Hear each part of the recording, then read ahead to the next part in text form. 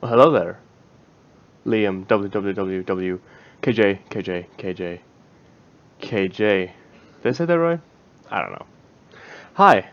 Sorry. Uh, I was on the toilet to be honest. I just put the stream up to have it up until I actually started. I thought that was a good idea. Hope you're still here. I mean, if you're not, too bad. If you are, that's super nice. Um. Anyway, hello, ladies and gentlemen, and welcome to the Ginger Hour, the show where I talk about things that I want to talk about. Today, I'm going to talk about Dungeons and Dragons, as usual.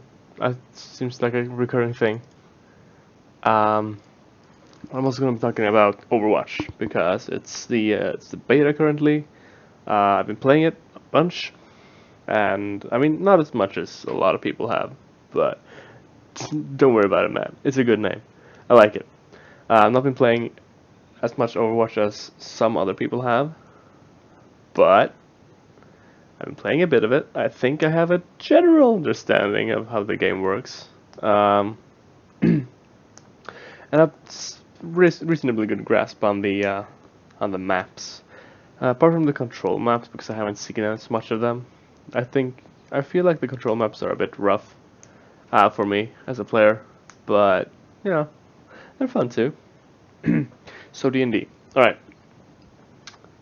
Here's the thing. I was up yesterday. I got up at 10 maybe. It's the weekend. I got up at 10.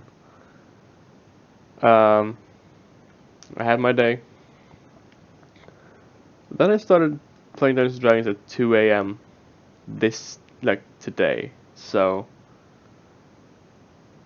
um, how many hours is that? So I had usually like I go to bed at like maybe 2 a.m.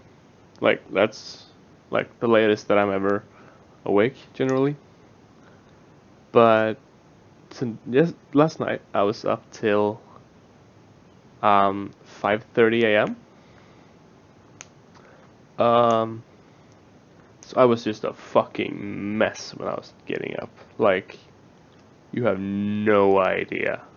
Jesus Christ.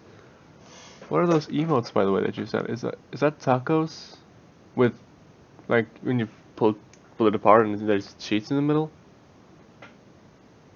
Because I mean that's a good emote. I like that. Anyway, so it's up to 5:30 in the morning. Um, didn't sleep too well, have to admit. Woke up at around noon and had breakfast, and then it's now. Um, yeah, it was a good game. I got to play my new dwarven cleric. Because most of the people, I think all of the people that I played with were in the words in the Americas, like the USA, and I think we had a Canadian in there. And I'm from Sweden, right? So I'm like 7 or 8 hours ahead of those people. So that's why it was that late. Um, I think we're gonna stick with the time for now. But if um, I feel like that's too rough for me to be up that late once a week. I'm just gonna talk with the GM because. Oh, I did not see the new ad for Taco Bell because I haven't seen any ad for Taco Bell. I've never had Taco Bell in my life. Uh, because I'm from across the pond and I feel like Taco Bell is a very USA thing. Anyway, they're all American. I'm Swedish. That's why the time difference was there. I'm gonna talk with the GM if I feel like it's a problem, but uh, I, my vision for this character was like a grumpy dwarven cleric person, and if I'm tired, then I'm more grumpy, and that's good for the role plays. That's good. I really liked the character. I had to panic swap to create and destroy water. Um, After our first long rest because we hadn't actually watered the horse any. Um, it was looking parched, and I was super sure that our GM is pretty rough. If I want to say like realistic and you know, dark sort of campaign. Like if we didn't water the horse, that horse was gonna die. Oh, all right. Yeah, I'm just gonna like because this is a like a conversation with a 20-second delay.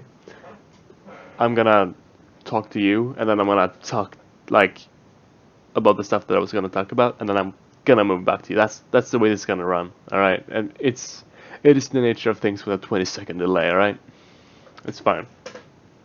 Um, but yeah, it was a really interesting game. I feel like Mark, my GM, has this world really fleshed out. I really like it. He just like he mentioned that he's put some of his old PC characters, play characters, whatever, his old characters in the game as NPCs. I think that's really cool. Um, One of the characters we actually encountered was Mains, a cleric of Lathander. And that was really cool because I played with Mains in a different game. And that was interesting. I didn't realize that at first at all, but like in hindsight. Oh, you say. Yeah. I mean, it's the nature of Twitch streaming, really. Um, like it is the most direct sort of like back and forth that's gonna happen apart from like instant messaging. I'm not gonna instant message while I'm talking because that's silly. I could just type it out in chat and you will get an instant response. But the nature of Twitch, it's a short delay. Um, but yeah, Dungeons and Dragons is fucking great. If you're interested and if you're curious, that's a massive fucking bumblebee. Holy shit, that's a big bugger. All right, if you're curious about D&D, but you're not sure, there are people out there who are willing to teach you how to play if you're super fucking new. Trust me, there are people out there. Roll20.net is a fantastic site. I recommend that to anyone. Alright. Let's talk Overwatch, right? Let's see if I can get to the actual page because I want to talk about specifically about the characters. Oh, this is new. It changed it. What? No. Okay, so we have the characters there. Is there a map page? Because that would be swell. So I can like. Oh my God, there is. Alright. I'm just gonna quickly like scroll through this page. Here's how I'm gonna lay this out. I'm gonna look at the characters and like read out what's on the site about them. And I'm gonna talk about their abilities and what their role is and how they do. That's like how I envisioned this. I'm still looking at the chat. I'm doing that as much as I possibly can. I play D&D. Yeah, it's so much fun. Like, I guess that's subjective, really. Um, you have to find it. What are the words I'm looking for? You have to enjoy stepping into a role. I feel. At least that's how I enjoy playing D&D. Like you can play D&D just for like numbers and making everything like the exact optimum way. But I like playing a role and I like taking on a role and I like role playing. That's what I played D&D for. Uh, I think that's really fun. I have two characters right now. I have a gnome rogue who is called Lizzie, Lobelia, Linda Littlewood. And she's got a bunch of nicknames that I'm not gonna go into. I can't quite remember them because there are so many. Oh god, there are so many. I think Tritra is one. I really like that. I really like Tritra. Um, and she used to be a merchant, and then she was also a thief, and she knows a bit of magic, and she stabs people really hard if she happens to fight. Uh, and now I'm also playing this dwarf cleric. Um, and I like stepping into character and playing roles. I also GM for two groups, so like playing every role is also a thing that I do. Um, yeah, ask me more D&D questions, and I'll get to those. I swear it. I promise. Um, oh, strategy games. Feel like I'm out. Can you name them? I mean, D&D isn't really a strategy game. Like, if you're looking for strategy games, you got other stuff like Warhammer or Warhammer 40k. I don't know. War Machines, I think, is one as well. There's a lot of war. Um, or if you're on like a computer, you can StarCraft strategy. D&D isn't really strategy as much as it's a role playing game.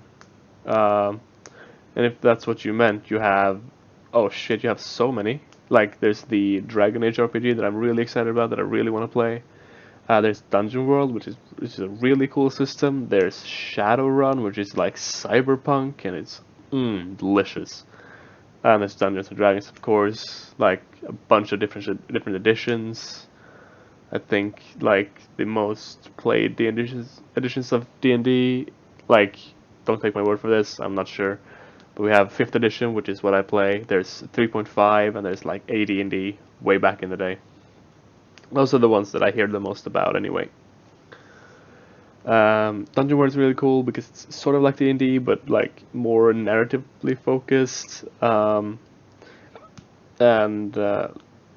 you actually level up by failing rolls. So if you like succeed a roll, that pushes the story forward like a success, and if you fail it, then you get an XP, and that's also like pushing the story forward. Shadowrun I just really like because it's cyberpunk, and I fucking love cyberpunk. It's so cool. Like, um, if you feel like maybe you want to look into it a bit more, um, but you don't really feel like you step into it. I play Dungeons and Dragons 5th edition. I don't know that it's the best. It's just what I play. I really also want to play Dungeon World. I really want to play Shadowrun. I really want to play what the fuck was that game called? There was a game. Let's see. There we go. Pugmire, which is essentially D&D, only where everything is dogs. I really want to play that. Oh, it's so cool.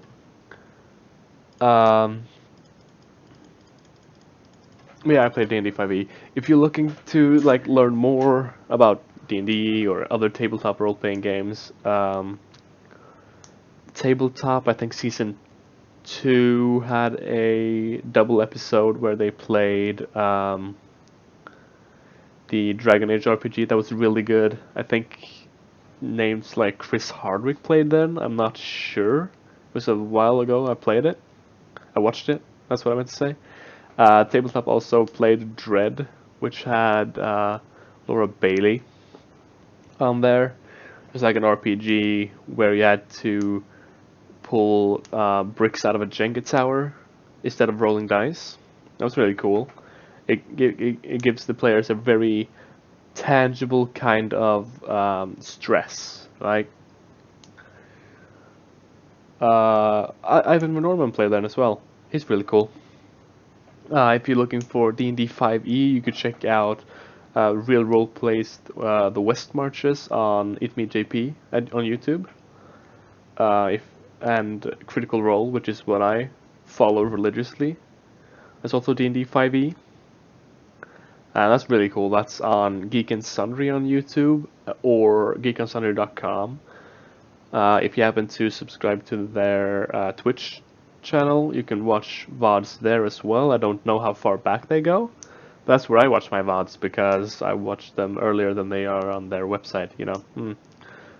If you're looking for Shadowrun, like cyberpunk stuff, Real Role plays Mirror Shades. It has a start and a finish, and it's a done show, and it's very, very good. We have Dodger, we have DJ Wheat, we have Caitlin, who's a StarCraft Grandmaster, and we have Idmi JP himself, with the amazing DM Adam Coble. He's a very, very good game master, and I'm so impressed with everything that he does. And when I GM, I steal a lot of stuff from him. I feel him and Matthew Mercer. Those people are like my GM inspirations. Holy crap, are they impressive! They keep track of so many things, and it's so cool just to watch them like do shit. If I could watch Adam Coble prepare a session of whatever role-playing game, I would watch the shit out of that. Just to see his methods and maybe learn. There we go. Plugged in my headphones for charging. Yeah, let's see, what else? There's a Star Wars RPG going on roleplay as well, if you're into Star Wars. I don't understand it because I don't understand the dice, and I don't really understand Star Wars, to be honest. I'm more of a Star Trek kind of guy. They also have like bullshit shows like the Maid RPG. That's a fun watch, but it evolves real fast. They also have Dungeon World that I talked about, where we have Itme JP, Maggie Crone,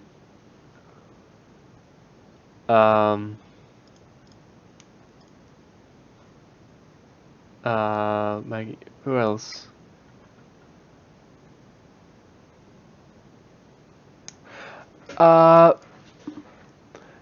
Like, you don't actually have to buy anything to play D&D, really. That's what they say. Especially not if you can find a GM who, like, who has made it his thing to bring new people into the world. There's one of those people on my campus. He's called Julius, and his niche is like he brings new people into D&D. The way that it's set out is essentially what you need to play if you're a player is the player's handbook. You can pick that up for like $30 or something. I think I can check out Amazon real quick. Amazon.com actually. I'm just assuming you're American. Sorry. Let's see. Player's handbook. 5th edition I'm checking out. Yeah, I could get it for $27.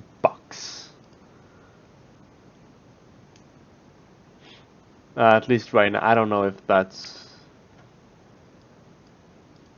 Yeah, I could get it for like $27 on Amazon. That's just the book. And that's like everything that you're ever gonna need to play D&D as a player. You've got your character classes, your character races, you've got equipment, you have how to level up, you have like how magic words works. You have like a massive fucking block of spells if you're a spellcaster. Like if you're a player character, that book has pretty much all you need. Apart from that, you need dice. Usually a set of 7 dice. There's a D4, which is like a pyramid. There's the D6, which is a regular 6-sided die. There's a D8, which is like a hedron. There's a D10. I don't know the shape. I don't know the name of the shape. Then there's a percentile die, which is also 10-sided. but it has double digits instead of single digits. There's a D12 and a D20. I believe it's called a dodecahedron. Those are the dice that you would need. And if you play online, as I do with my dwarf and my gnome, you don't really need the dice. You just need a book, maybe a notebook to jot down notes. But if you play with people, you're gonna need the dice. I play with my friends on campus, and I know for a fact that they don't have the dice and they don't have the books. So I just picked up Wiz dice, like pound of dice type products, and I got myself a pound of dice. It's like, I don't know, 10 sets of 7? Nah, somewhere around that, like 10 sets of dice for like $20. It's really, really worth the money if you want just a bag of dice. So yeah. But if you don't want to invest in a book for almost $30 immediately, then just go on Roll20, find a DM who are cool with people not having a book, and let him ease you into the world of Dungeons and Dragons. Or you can just watch Critical Role from start to present. It's 52 times 3 hours or so worth of content. So, I mean, how many hours are in a week? Let's find out. What's that? Alright. Let's see. 24 times 7. It's 160. It's almost a full week non-stop worth of content, but I mean, it's worth it. That's where I learned pretty much all of the words and stuff about like the terminology of of Dungeons and Dragons. That's pretty much what I. Yeah, there are so many kinds of dice, but like there are so many sets of dice that are just so expensive. Let's see if I can find a set of dice that I really, really want. I think they're called Dwarven dice or something. Yeah, Dwarven dice, gray/black. Oh, that's just the color. There's red and black. I really like the white and black. I mean, it's a really cool dice set. Yeah, that's 7. This is a full set. But that set alone is £11. Because I'm looking at the British Amazon because it's less shipping for me. But that set is £11, right? So if I search for Wiz dice, oh man, Chessex pound of dice is the only thing I can find. That's unfortunate because Chessex is not as good. Like, look for Wiz dice if you can.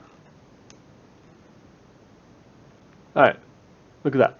I found this instead. It's just 6 sets of 10 polyhedral die.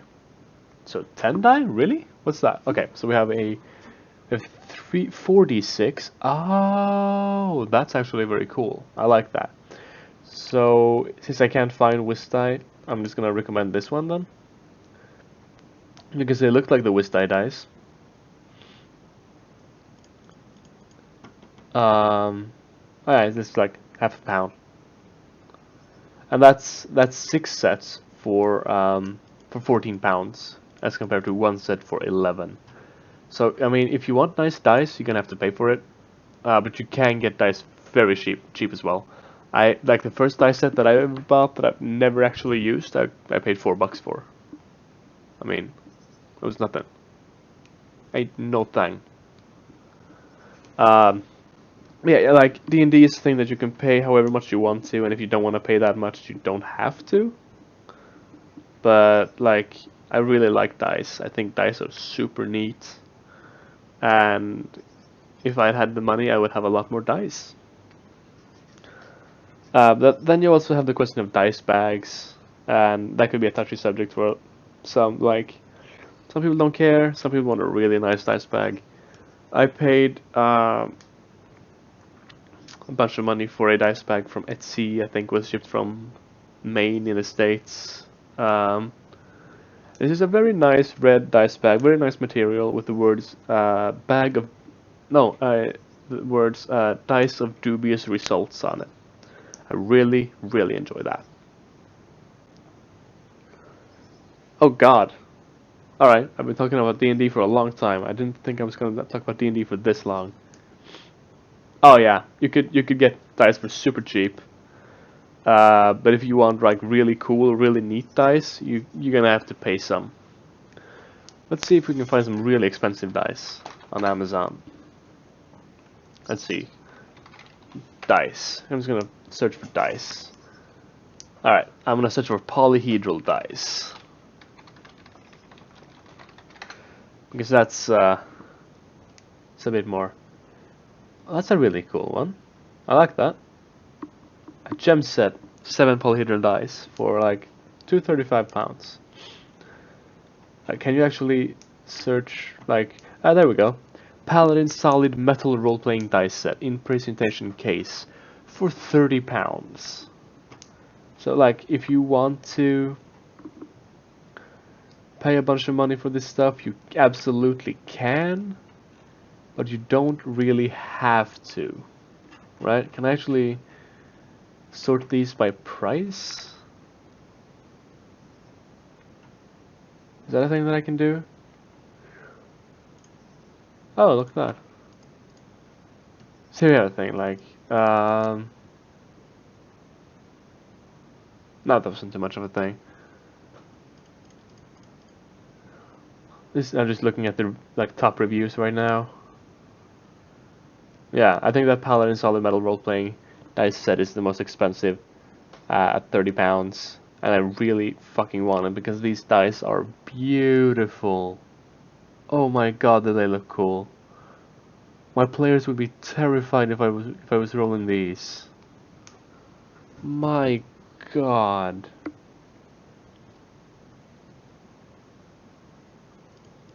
Alright. Next thing I'm gonna buy when I buy Dungeons and Dragons is probably some of the books. Like the adventure books. The dragon stuff.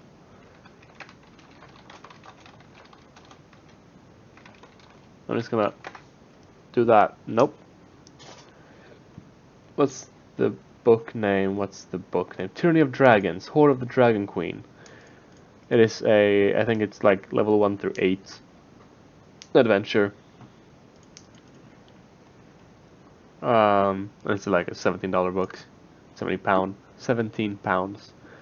And then there's the Rise of Tiamat, which is like 8 to 15, I believe. And then there's Princess of the Apocalypse. Let's see, what's that? Level 1 through 15, so that's a different thing as well. Sharp? Like the metal dice? I'm probably not. I mean, they're dice. They're like blocks of metal. I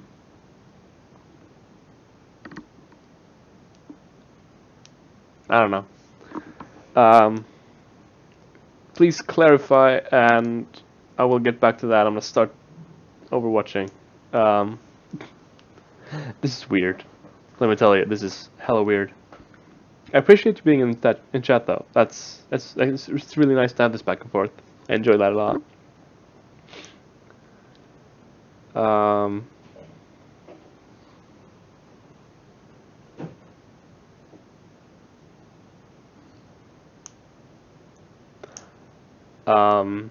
Where was I going?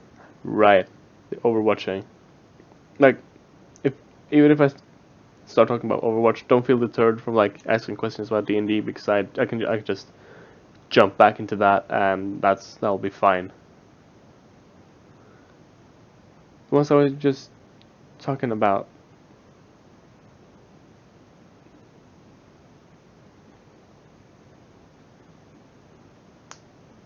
the dragon books?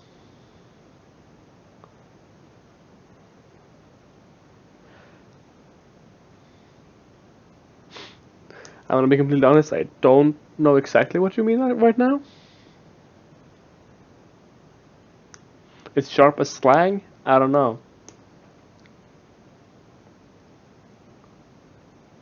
Just, like, clarify if you want. I'm gonna move on and I'm gonna jump back when you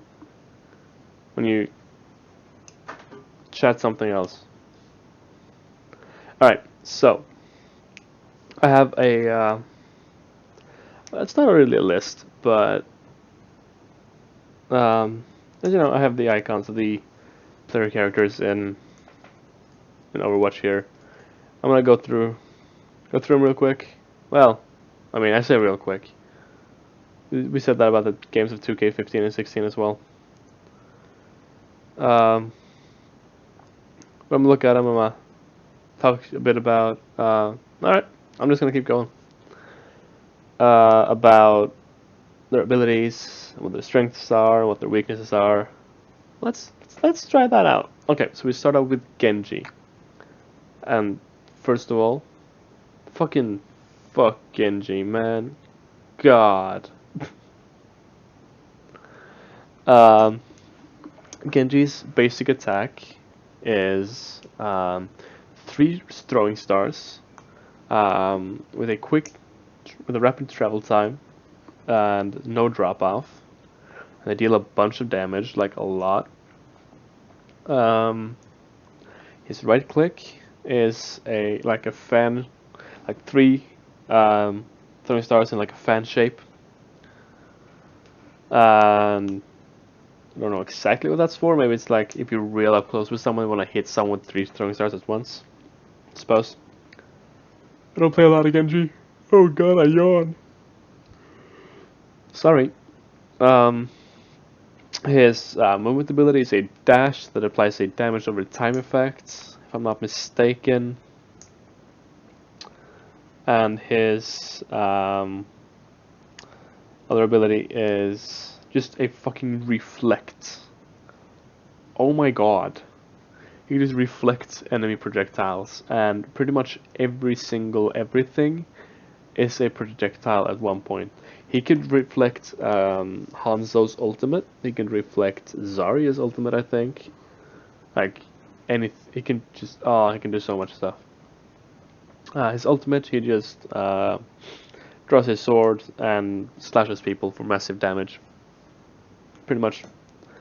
He's also the only character in the game with a double jump.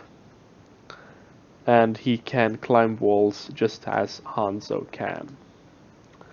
So Genji is an offensive hero.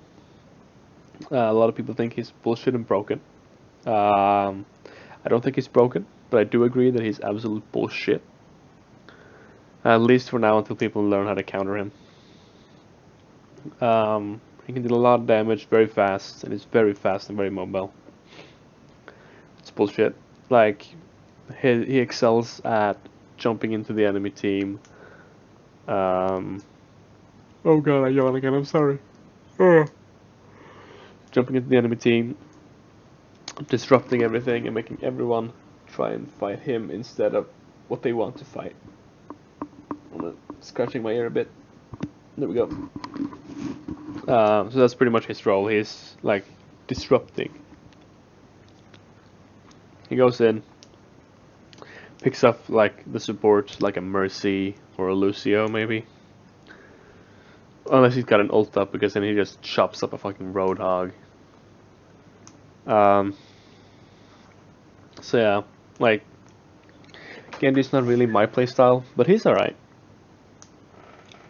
He's a cyborg ninja and a deadly warrior who has found peace with his mechanical body. Ooh. I don't really like cyborg ninjas. I've disliked them ever since I played Mass Effect 3. I don't like them now. I mean, he's a cool character, like, as a concept, but in-game I feel like, Next up we have McCree, who is voiced by Matthew Mercer, the GM of Critical Role. Just, so good.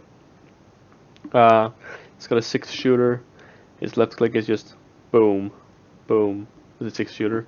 His right click, however, is just unload, at which point he like empties all of his shell, like all of his bullets.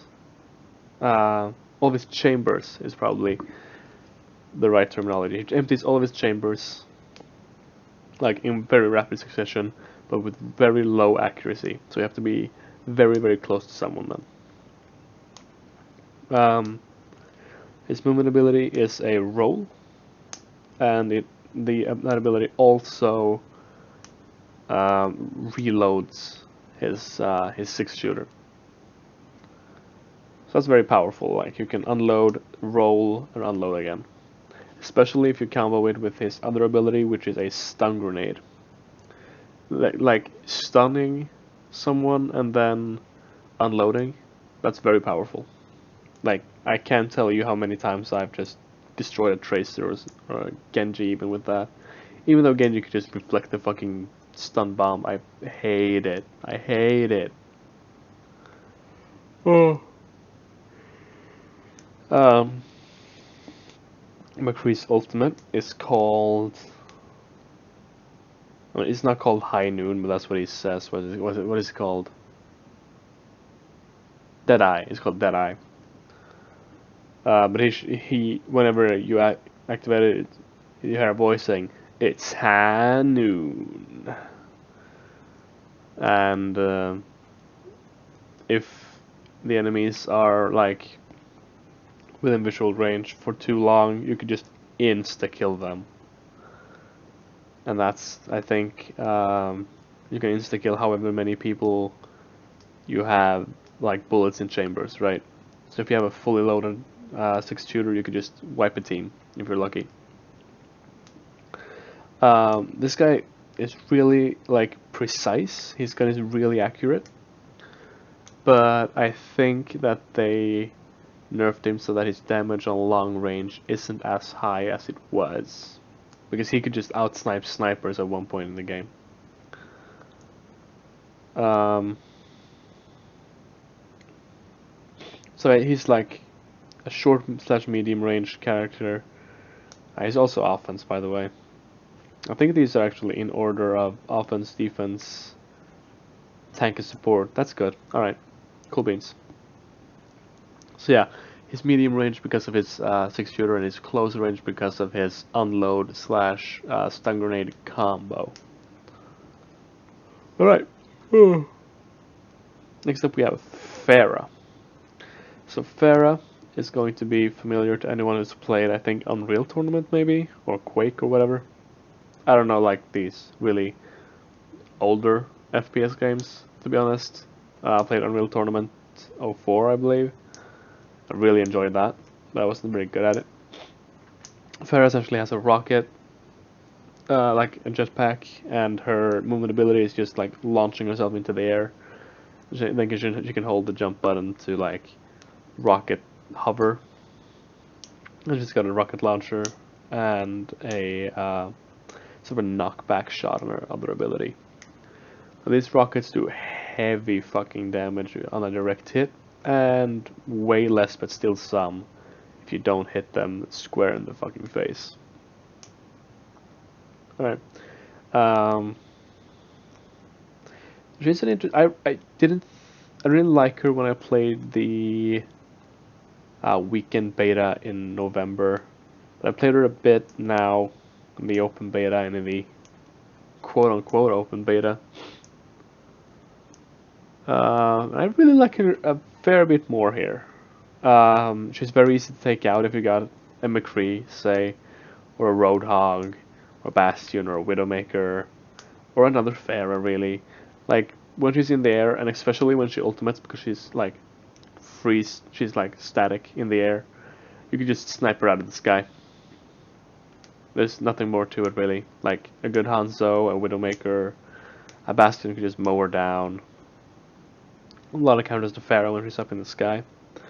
But she can deal out a lot of damage, and her ultimate is like a rocket barrage, which deals ridiculous amounts of damage.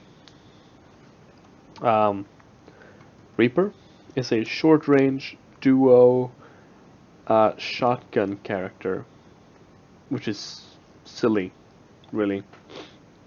Um, just a lot of fucking damage in very close range, and can kill. He's like the tank killer. Like, if they have a Roadhog or a Winston, you just put one Reaper on the team and they're dead. If the Reaper is semi-competent. His first ability is like a ghost form, where he's invulnerable, and I think he has slightly higher movement speed. Uh, and his second ability is a teleport with a fairly long animation, actually. If you're not careful, you're gonna die the second that you appear on the other spot. Um, his ultimate is called Death Blossom, which is a lot of damage in an area around him. Yeah, like, you can kill a lot of people with that ability. So, Reaper is pretty much the guy to play if you want to kill tanks, if you want to get in their backline and disrupt. If you, I don't know, like, getting in the backline and disrupting with the Reaper could be devastating for the enemy team. But he's like absolutely destroyed by any character who has any kind of ranged ability, pretty much. Soldier 76. He is typecasted as the generic FPS character. He says he's got this assault rifle, which is like, it's an assault rifle on the left click, and it's like a rocket, a noob tube, I believe some call it, on the right click. Is it on the right click? Yes, it is, right? He's also the only character who can run. He's got a sprint ability. That's just, it's toggleable with 0 cooldown. And he has a healing area that he can plunk down on the ground. He's very generic. His ultimate ability is an aimbot. You just have to aim in the general direction of someone, and you hit them in the head a lot. And you essentially have 0 reload time when you have that ultimate up.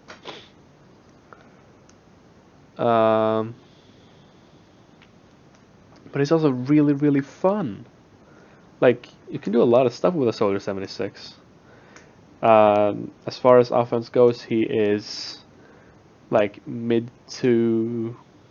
He's pretty much a mid-range kind of person, or the medium range. Mid-range is a TCG term. It's a medium-range character because he wants to be able to fire up some shots, maybe a Helix rocket, and then be able to dodge around the corner, plunk down a healing, and heal back up. That's what he does. But he can do a bunch of stuff when he's actually in combat. He can deal a lot of damage, and he can kill a bunch of people if you're not careful. Then there's Tracer, which is like the box cover for Overwatch. She can blink around, she can rewind her own time, she can jump pulse bombs, which is heavy damage in a very small radius.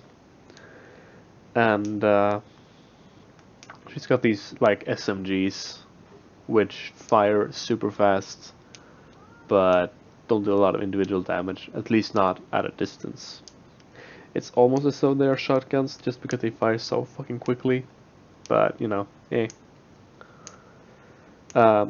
Just like Genji, her job is essentially to get back behind the enemy team and just either pick them off or harass them until they chase her, so that the friendly team gets a favorable fight, pretty much.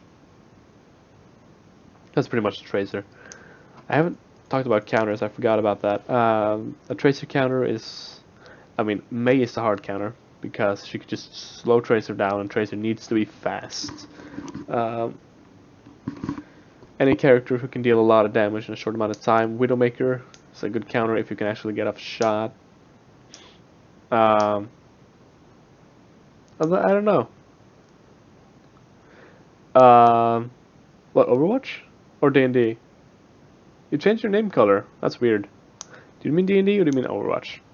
I'll get back to you.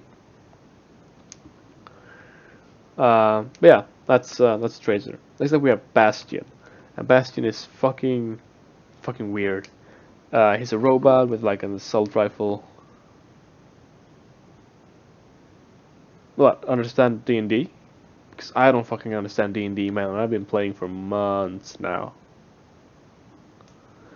Bastion is a robot with an assault rifle arm, kind of like Soldier, but with a shorter attack speed.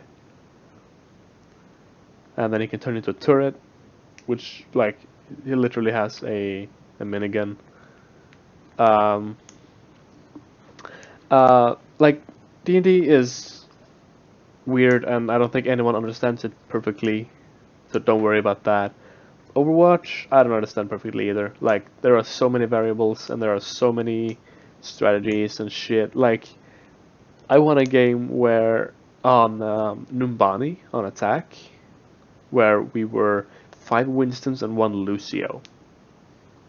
We won in like 3 minutes. Like, it was a stupid strategy, but it worked because the enemy team didn't know how to counter Winston. And really, the only thing you need to do is just go all Reaper, and then the Winstons are dead. Because a Reaper can kill a Winston faster than a Winston can kill a Reaper. So just, like, stick with it, I suppose. You'll figure out counters and shit. Anyway, Bastion's other ability is a self-heal, where he repairs himself very rapidly, actually. And his ultimate ability, he turns into a tank and fires like missiles and rockets and shit. I actually won a game on Hanamura Defense on the first point, because a friend and I set up a Bastion crossfire on the point, and the enemy team didn't respond in time. Really?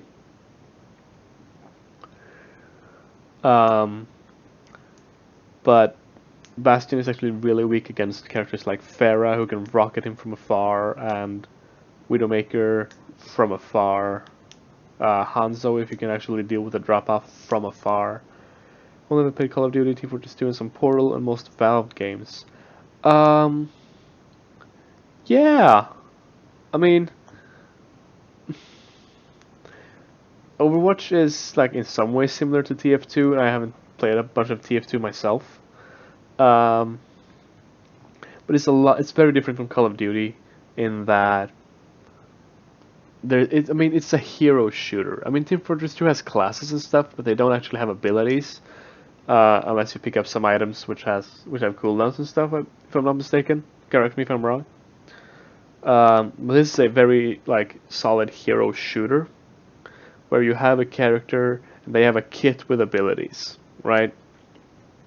And this appears to be like the coming trend. Like we have Overwatch coming out, we have Battleborn, which just came out, we have Lawbreakers, which is on the way, if I'm not mistaken.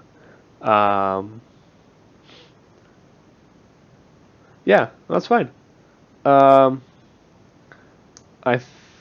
would recommend you try Overwatch out because it's very fun. Maybe if you are used to like that kind of game, play Soldier at first, or Junkrat and just throw bombs at people. I mean, whatever you want to do, really. But I mean, I think it's really fun. All right. I mean, Overwatch is nothing like Call of Duty. I'm just saying, like, that's not a bad thing. Maybe you probably still have the muscle memory to aim and shit, but I mean, that's all you need. I mean, aiming is important in this game too. I'm not gonna say that it's not, but managing your abilities in a good way that helps the team is probably more important. It's called Watch Out. Is it called? No, it's Overwatch. Overwatch.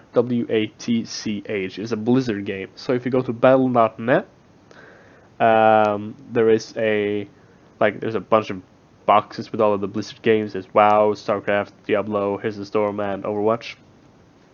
and you just click the Overwatch thing, and you go to their website. If you have the Battle.net launcher, the Blizzard launcher, you could just go to the Overwatch little square at the bottom, click install right now, because it's beta, open beta. Overwatch. So next character is Hanzo. He's a bow. He's an archer. He is a bow. The entirety of this character is a bow. He's an archer. He can climb walls. He's got 4 different kinds of arrows. The base kind, which is just auto attack. There's a sort of sonic arrow, which can give you vision on a small area. Like a very concentrated wall hack for a very short amount of time. There is a scatter arrow, which is like you shoot it, it hits the target, and then it scatters into a bunch of projectiles. Like the new game that's going around. It is the new game that's going around. It's a lot of people are super excited about it. Oh my god, my music stopped. I have music on in the background, you can't hear it because copyright. But I have to keep, like, my headphones have to have some sort of audio output going on or they shut down. But yeah, Overwatch is the new game going around. It's not out until like the 24th or something. But it's already very polished, and I think I saw a message from someone saying that the current build in the beta is the build that is going to be released on release, pretty much. Yeah, Hanzo's ultimate ability is like a massive fucking dragon that kills anyone who happens to be in the area. Unless you're Zarya with like a self shield, I believe. I'm pretty sure. I'm not entirely sure, but I think that's true. So that's a very cool ability to combo with like Zarya's ultimate, which is like a black hole that sucks everyone into one area. I mean, I've seen some stuff on Twitch that's like been muted, at least parts of the stream, because of copyright. But I also upload my VODs to YouTube, and I don't want copyright shit on YouTube because I don't want the hassle, really.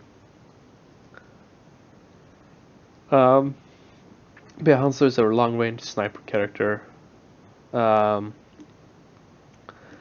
he's got a bit of a drop-off. So, like, if you're good enough at like semi-measuring out the drop-off and shit on your arrows, then Hanzo could work really well for you.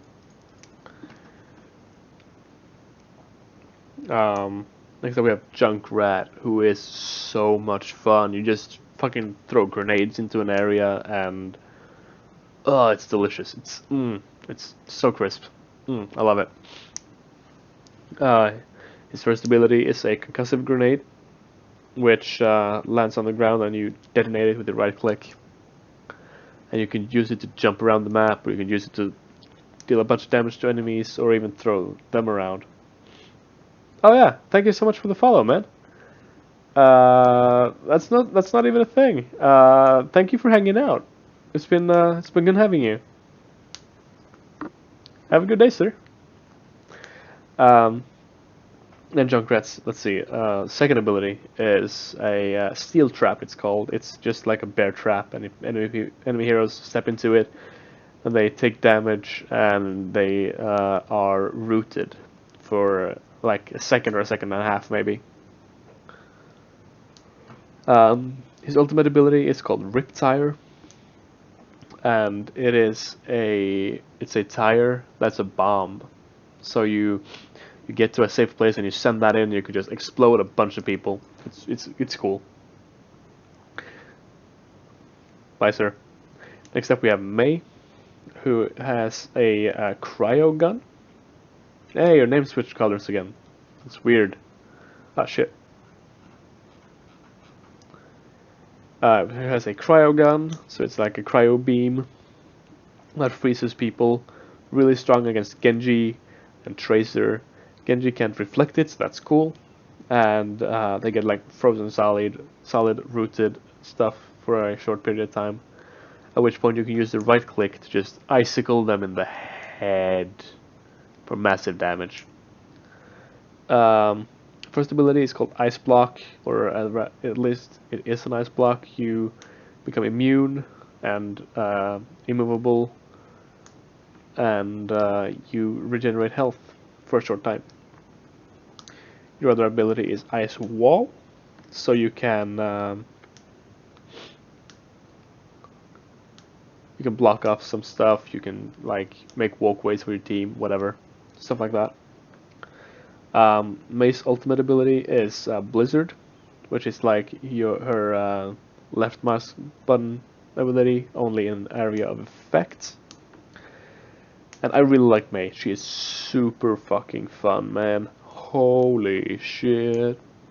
She's so much fun. I love her. Next up we have Torbjorn, or Torbjörn, if you're from where I live. Oh god. This guy builds turrets, and he's absolute fucking bullshit. I actually don't even know his abilities, like, in my head, because I don't think I've ever played him proper. So I don't really enjoy that playstyle. Maybe I should try it, but I don't know. He builds turrets, he upgrades turrets, he can throw scrap. His ultimate ability is called Molten Core, which gives him a lot of health and a bunch of damage, I believe, and it upgrades his turret to level 3. And previously it was only level 2, can only go to level 2.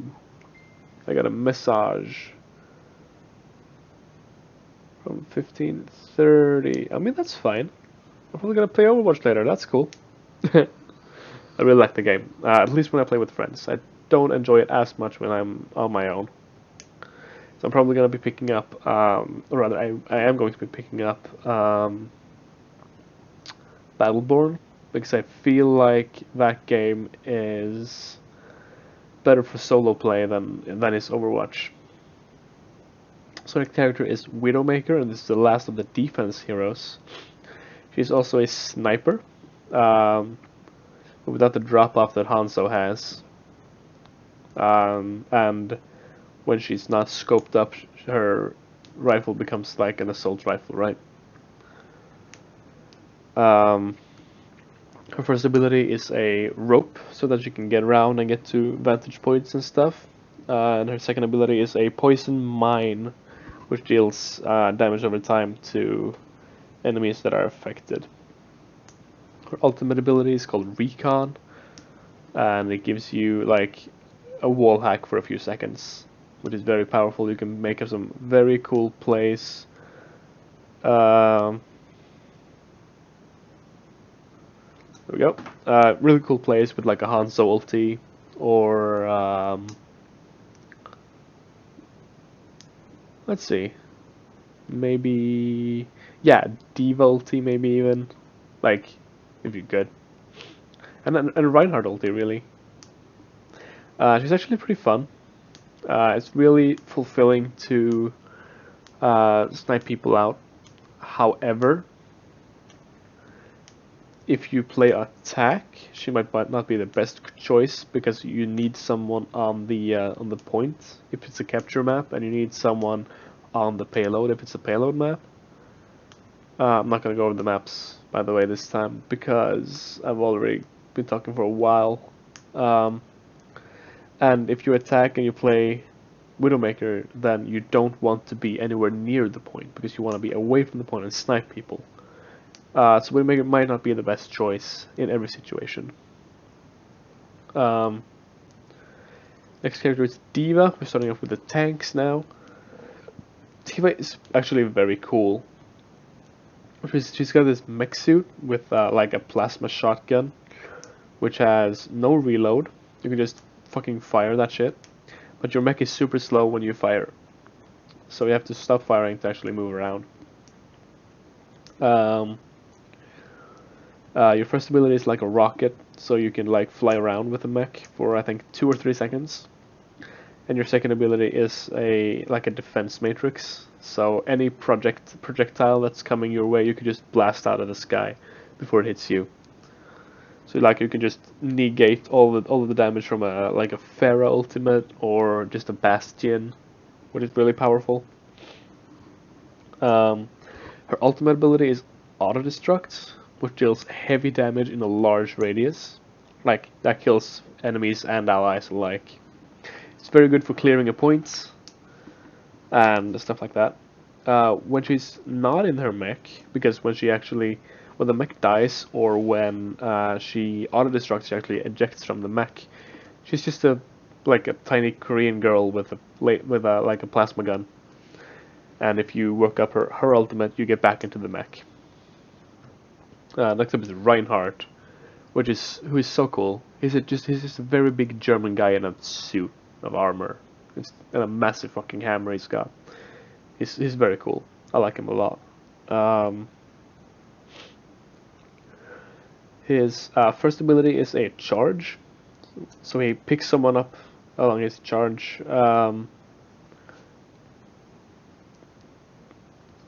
What's the word? Across the line that he charges, I suppose. And if he picks someone up, he can slam them against the wall and deal heavy damage. Like most characters are semi-squishy and they die. His second ability, he swings his hammer and it's like a projectile that passes through barriers, shoots out. His ultimate is called Earth Shatter, which is a massive AoE knockdown. So it's like a stun. And here's how Reinhardt is interesting, right? His right click. This is a massive fucking barrier, right?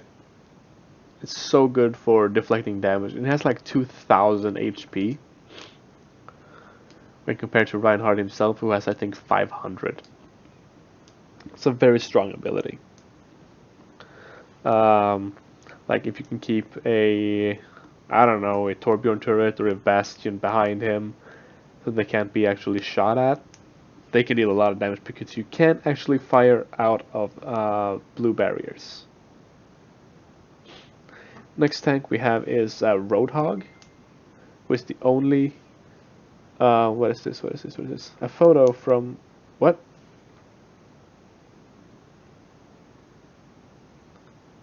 Oh man.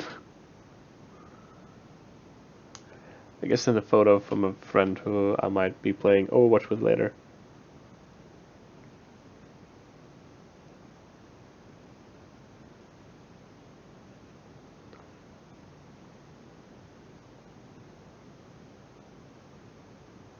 There we go. He's the only tank who doesn't have like shields and or armor. Like Zarya has heavy shielding, Reinhardt and D.Va both have a lot of armor. Roadhog is just health. He's the mountain of fucking health. Which is actually fine because he has his ability where he just fucking straight up heals for 300 every this and that many seconds. His first ability is a hook, so he throws out a hook. If he grabs someone, he pulls them to him. At which point he left clicks and deals heavy damage at short range. And he can also right click to deal a bit less damage, I believe, at medium range. That heal is very, very, very, very good. His ultimate ability is like he attaches a wheel to his gun and he just sort of cranks it. And this massive pushback like cone in front of him. It's crazy. It deals a bunch of damage if you're unlucky as well.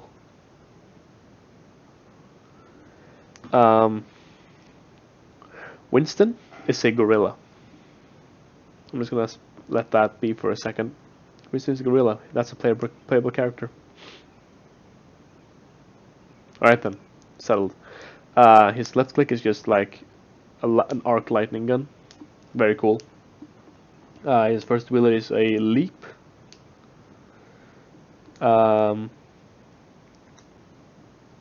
Exactly, leaps to a point. and his second ability is a dome shield. Unless you're like on some place that isn't on the ground, because it's actually a sphere. But if you're on the ground, it's a dome. Which can actually be very, very powerful. His ultimate ability is, I don't know what it's called, maybe Berserk or Rampage or something. I just call it the Angry Monkey. I know gorillas aren't monkeys, they're apes, but I call it the Angry Monkey. At which point your attacks become massive pushback melee attacks. You can just jump around like fucking crazy. Our next character is Zarya. She's Russian, and she's super cool. She's the last of the tanks. And she has one ability that puts a shield up on herself, and when she takes damage when this shield is up, that damage empowers her weapon. And she can put a shield on another friendly character, and that's the same thing. Whenever that character takes damage when that shield is up, her weapon is going to become empowered. So her left click is just a laser beam at, I think, like short to medium range. It is deceptively short. It looks like it reaches a long way, but it doesn't. And her right click is just like grenade, like plasma grenade, which can be reflected, I believe, which is bullshit. Her ultimate ability is black hole, and if you have a Zarya on the enemy team and you hear someone shout out in Russian, I'm not gonna try it, but I think it translates to fire at will in Russian, of course. Then get the fuck away, because you don't want to be stuck in that black hole. Like putting up a black hole like that and just throwing plasma grenades in an area, that deals a lot of damage to a lot of people. Gosh, it's a big fucking screen though. Let's see. I'm just gonna send a message to this person.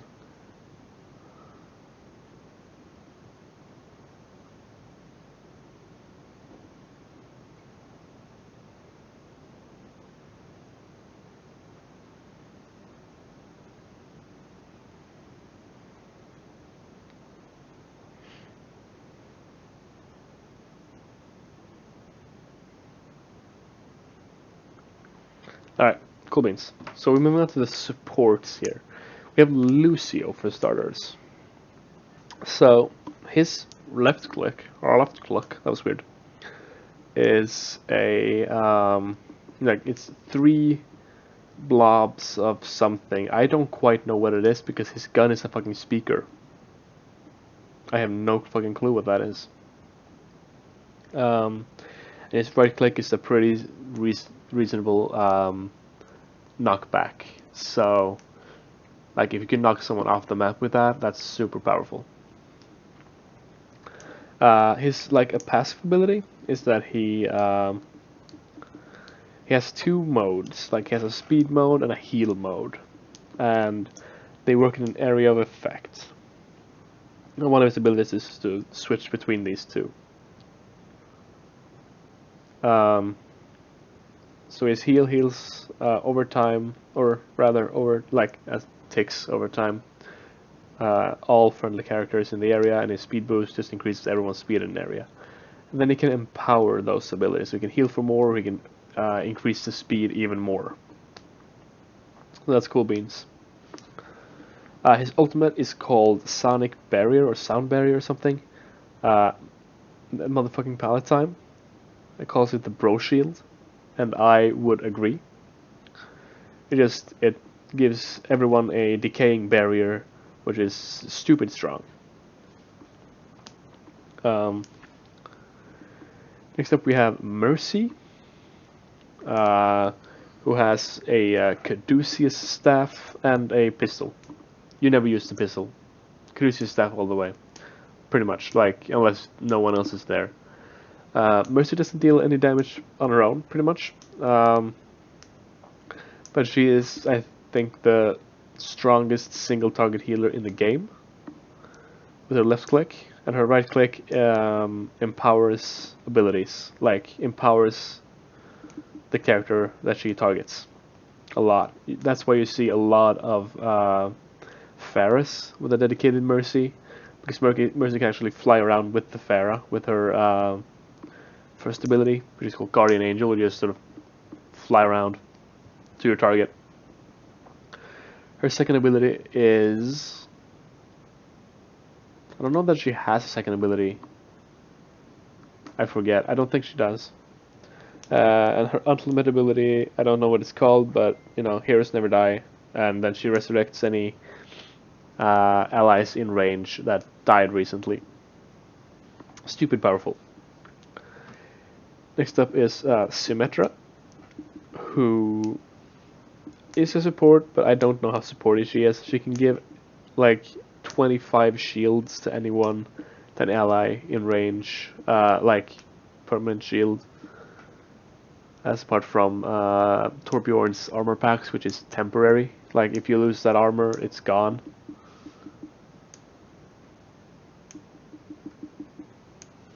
But what we can do is set up turrets, like laser turrets, on walls and ceilings and shit.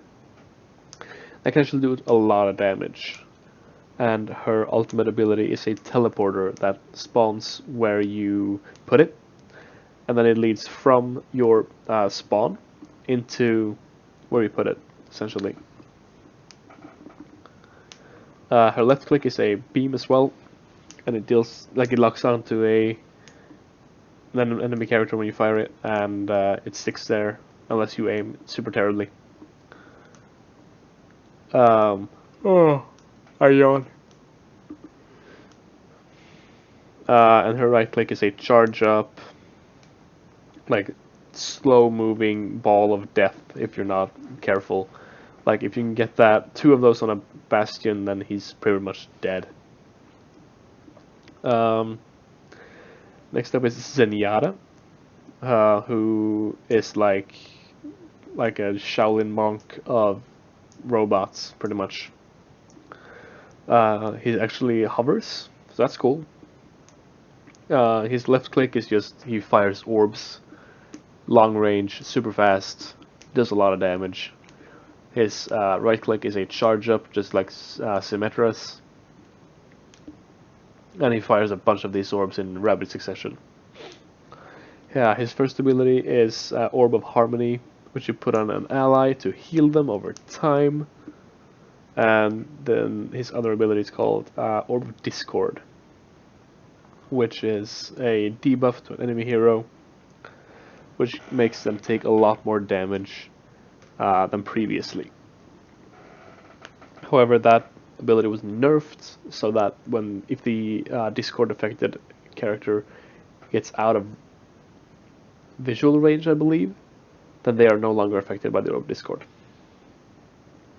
Once said it would just stick, and it was stupid powerful because it essentially revealed that character as well. His ultimate is called Eye of Harmony, I want to say. He says pass into the iris when he uses it. I don't know. That's pretty much like, it's a reference to his philosophy and religion, like the eye, or the iris. Because I think Mondada, another Omnic who actually got killed by Widowmaker, once said, like at a rally in the Tracer v Widowmaker trailer, we are all one in the iris, or something. But yeah, those are the characters in Overwatch. I didn't really get into counters and weaknesses and strength and whatever too much, but I mean that's fine. I've been talking for an hour and a half already. My voice is tired, and I'm tired, and I'm gonna be taking off. Until next time, guys, this was the Ginger Hour, and have a good week.